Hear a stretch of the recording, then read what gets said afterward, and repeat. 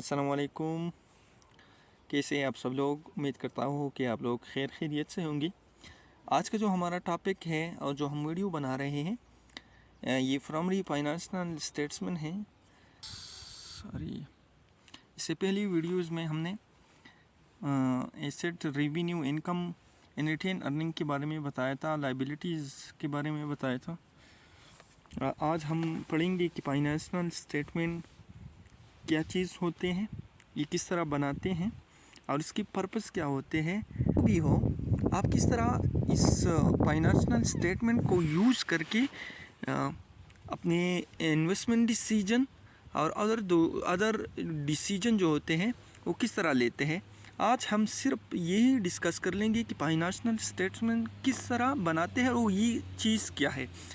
इससे आगे वाली वीडियोज़ में हम फाइनेंशियल स्टेटमेंट की अदर पर्पस बताएंगे कि आप किस तरह इस पर डिसीजन लेते हैं, इसकी एनालिसिस किस तरह करते हैं as a board of director, as a manager, as a shareholder, as a investor. ठीक है जी, तो चलिए शुरू करते हैं। देखो, प्राइमरी फाइनेंशियल स्टेटमेंट बेसिकली एक बैलेंस शीट है, दूसरा नंबर पे इनकम स्टेटमेंट है, तीसरे नंबर पे स्टेटमेंट ऑफ रिटेन अर्निंग है and statement of cash flow है।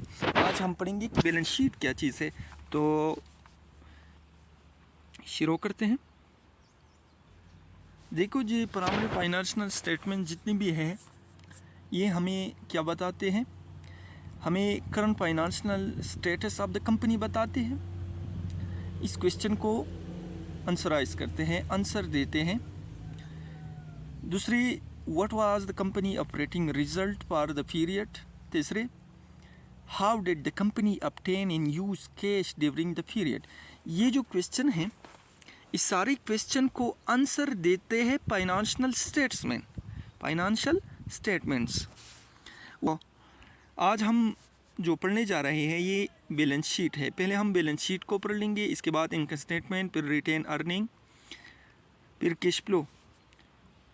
प्रैक्टिकली जब हम फाइनेंशियल स्टेटमेंट बनाते हैं तो सबसे पहले इनकम स्टेटमेंट को बनाते हैं, इसके बाद रिटेन अर्निंग बनाते हैं, बैलेंस शीट बनाते हैं, कैश फ्लो बनाते हैं। लेकिन थ्योरेटिकली या किताब में या बुक्स में हम क्लास में जब हम बनाते हैं तो बैलेंस शीट सबसे पहले बनाते हैं।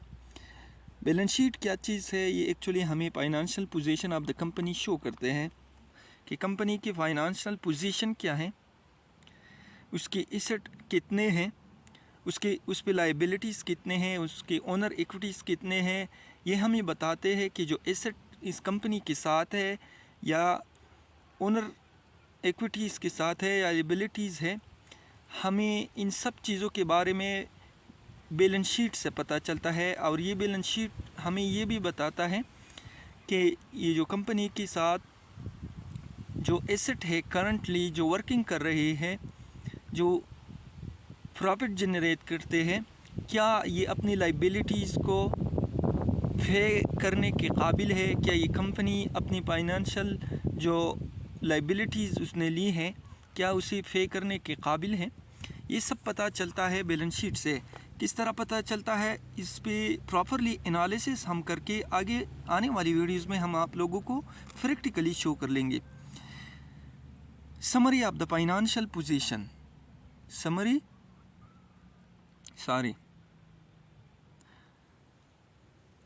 Of the financial position. मैंने बताया कि फाइनेंशियल पोजीशन की कंपनी की फाइनेंशियल पोजीशन शो करते हैं। Summary of the financial position of a company at a particular date.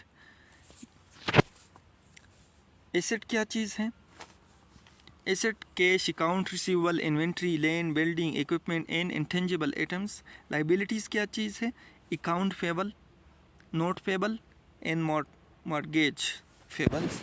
Owner equity, net asset all after the obligation satisfied. देखो जी, asset पे, liabilities पे, ओनर इक्विटीज़ पे मैंने पहले बहुत ही तफसील के साथ वीडियोस बनाई हैं, हो सके तो आप लोग वो देख लीजिए।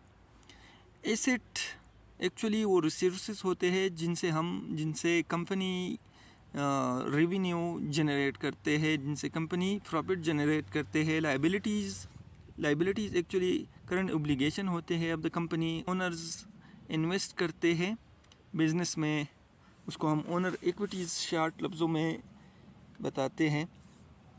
इस पर मैंने वीडियो ऑलरेडी बना चुके हैं। अब आते हैं बैलेंस शीट की तरफ कि बैलेंस शीट क्या चीज़ है। देखो, मैंने बताया भी आप लोगों को कि balance sheet financial position show करते हैं। ये किस तरह फाइनेंशियल पोजीशन शो करते हैं। क्वेश्चन राइज होते हैं कि company, what are the resources of the company. हमें बताते हैं कि ये कंपनी की रिसोर्सेज क्या हैं। What are the company existing obligation, what are the company net asset. देख लिया कि कंपनी की रिसोर्सेज क्या है जिससे ये कंपनी रेवेन्यू जनरेट करते हैं, करते हैं। इसका मतलब है asset. What are the company existing obligation, यानी कि लाइबिलिटी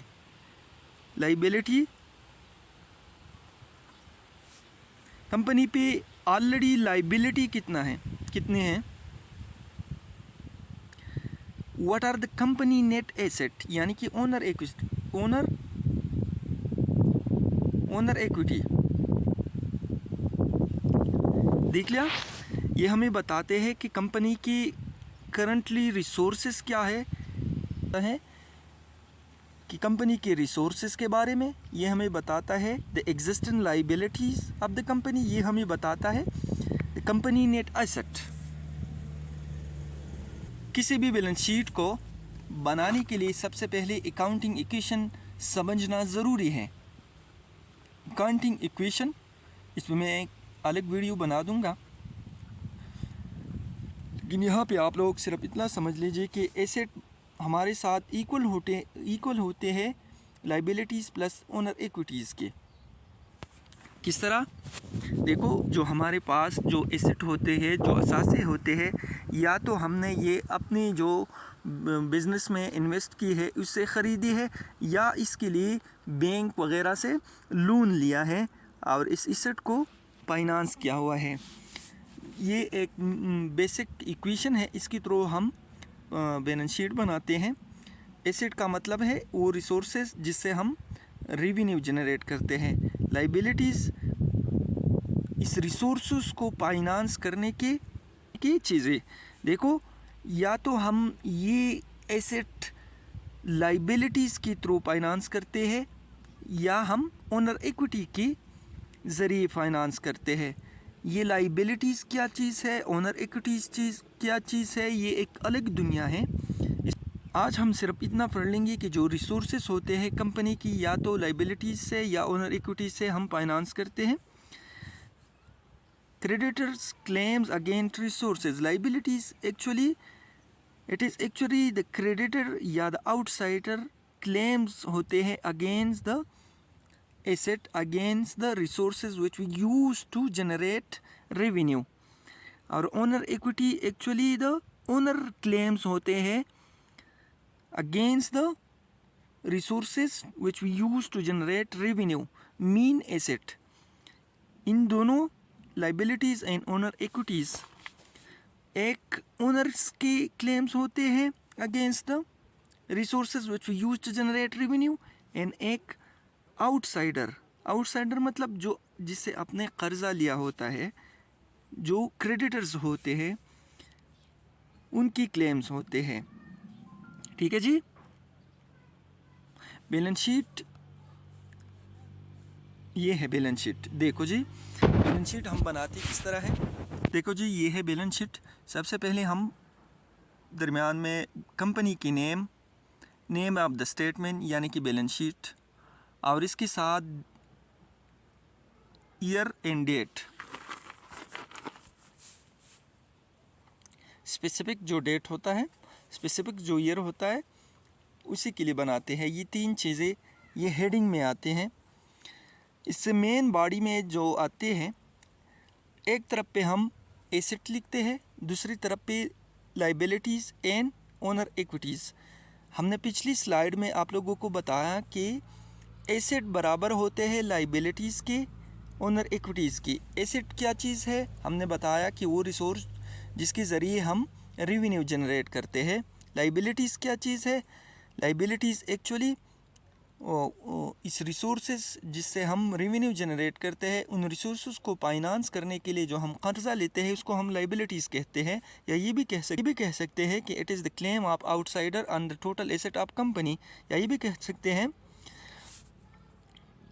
और ओनर इक्विटी, ये भी, इससे भी हम एसेट को फाइनेंस करते हैं। या ये भी कह सकते हैं कि it is the owner claim on the total asset of a company. Current liabilities लिखते हैं, सबसे पहले करंट लाइबिलिटीज़ लिखते हैं, और इसके बाद फिक्स लाइबिलिटीज़ या लॉन्ग टर्म लाइबिलिटीज़ जो कहते हैं वो लिखते हैं। हमने कैश लिख दिया क्योंकि इसकी लिक्विडिटी सबसे ज़्यादा है। अकाउंट रिसीवेबल लिख दिया क्योंकि इसकी लिक्विडिटी सबसे ज़्यादा है। फिर लैंड लिख दिया। इस लैंड को, इससे नीचे वाले जितने भी एसेट आते हैं फिक्स एसेट में आ जाते हैं। यानी कि बिल्डिंग, आपके पास लैंड कितना है, बिल्डिंग क्या है, मशीनरीज वगैरह जितने भी होते हैं। इसके बाद ये लिखते हैं, हमारे पास कैश है $40, हमारे पास अकाउंट रिसीवेबल है $100, हमारे पास लैंड कितने हैं जिसकी प्राइस है $200। अगर हम इसे ऐड कर लेंगे तो ये $340 बनते। ये तो हमारे पास एसेट हो गई। अब आते हैं लाइबिलिटीज़ की साइड पे। लाइबिलिटीज़ की साइड पे क्या, जो हमारे पास जो कैश है, जो अकाउंट रिसीवेबल है, जो लैंड है, जो बिल्डिंग है, मशीनरीज हैं, गाड़ियाँ हैं, जितनी भी चीज़ें हैं, क्या ये इक्वल है आपकी लाइबिलिटीज़ के, आपकी ओनर इक्विटीज़ की? आपने कहाँ से फाइनेंस किया हुआ है? तो हम कहते हैं कि हमने फाइनेंस किया हुआ है किस चीज़ से? अकाउंट पेबल से, नोट पेबल से। और जो हमारे पास ओनर इक्विटीज़ है, इसमें capital stock and retain earning आते हैं। इस पे आगे जाके हम वीडियो बना देंगे। देखो, अकाउंट रिसीवेबल कितने हैं? $50। नोट पेबल कितने हैं? $150। इसको प्लस करके $200 आते हैं। और जो capital stock and retain earning है ये 140 है। इन दोनों को प्लस करके हमारे पास जो अमाउंट आते हैं ये $340 है। अगर हम इस साइड पे देखें तो यहाँ पे $340 है और यहाँ पे भी $340 है, यहाँ पे भी। इसका मतलब ये है कि जो हमारे पास $340 के जो एसेट मौजूद है, जिससे हम रेवेन्यू जनरेट करते हैं, जिसको यूज़ करके हम अपने लिए प्रॉफिट कमाते हैं, जिसको यूज़ करके हम अपनी बिज़नेस को चलाते हैं, इसको हमने फाइनेंस किया हुआ है लाइबिलिटीज़ एंड ओनर इक्विटीज़ की। और इसकी प्रूफ ये है। तो इससे पता चलता है कि आपके पास लाइबिलिटीज़ कितने हैं एंड ओनर इक्विटीज़ कितने हैं, और आपके पास जो एसेट है ये किस चीज़ से फाइनेंस किया हुआ है आपने, और वो आपको इस काबिल है कि जो एसेट है ये इस काबिल है कि आपकी जो लाइबिलिटीज़ है, आपकी जो ओनर इक्विटीज़ पे करने के लिए ये एसेट काबिल है। जो रेवेन्यू जनरेट होते हैं इससे, या जो रेवेन्यू जनरेट होते हैं, आप अपने एसेट से जो रेवेन्यू जनरेट करते हैं, क्या ये पूरा है अपने लाइबिलिटीज़ को पे करने के लिए या ओनर इक्विटीज़ को पे करने के लिए? ये भी पता चलता है कि हमारी कंपनी की फाइनेंशियल पोजीशन क्या है। तो मेरे ख़्याल में आज तक के लिए यही काफ़ी है। तो आज हमने सीख लिया कि फाइनेंशियल स्टेटमेंट क्या होते हैं, कौन कौन से हैं। दूसरी बात, बैलेंस शीट के बारे में हमने सीखा कि बैलेंस शीट हमें financial position of the company बताते हैं। और बैलेंस शीट को हम accounting equation asset is equal to liabilities plus owner equities के ज़रिए बनाते हैं। एक तरफ पे liabilities plus owner equities and दूसरे साइड पे एसेट लिखते हैं। एसेट में सबसे पहले करंट एसेट, फिर फिक्स्ड एसेट या लॉन्ग टर्म एसेट। लाइबिलिटीज़ में सबसे पहले करंट लाइबिलिटीज़ एंड फिर लॉन्ग टर्म लाइबिलिटीज़ को लिखते हैं। इसके बाद हम ओनर इक्विटीज़ को लिखते हैं। और हमेशा याद रखना, ये भी सीख लिया हमने कि ये दोनों साइड हमेशा एक दूसरे के बराबर होते हैं। Thank you. अल्लाह हाफिज़।